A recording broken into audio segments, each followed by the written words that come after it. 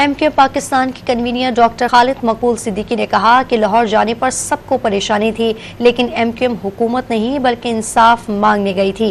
Peoples party کا شکریہ جنہوں نے ہمارا کچرا اٹھانے کا فیصلہ کیا۔ ایم کیو ایم پاکستان نے کراچی کے علاقے پی ای سی ایچ ایس میں جنرل ورکر اجلاس کا انعقاد کیا۔ خالد مقبول صدیقی نے خطاب میں کہا کہ 9 فروری کو یوم تشکر منائیں گے۔ لاہور یہ بتانے گئے تھے کہ ہمیں حکومت نہیں انصاف چاہیے۔ وہ ہمارا کچرا اٹھا رہے ہیں، جلا کے اس سے روشنی کریں گے۔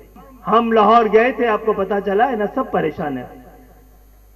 ہم ان کو بتانے گئے تھے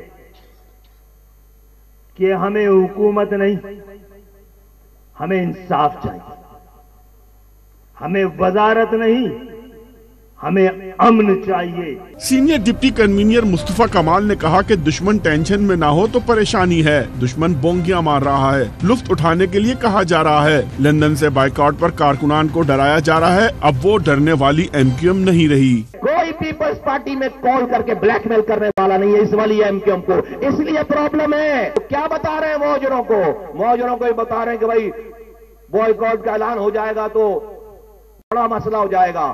اپنے دماغ سے بات نکالو۔ میں کہتا ہوں کہ آج تمہارے بیاف پہ کہ بوائیکاٹ کا اعلان ہو جانا چاہیے تاکہ دودھ کا دودھ اور پانی کا پانی ہو جائے۔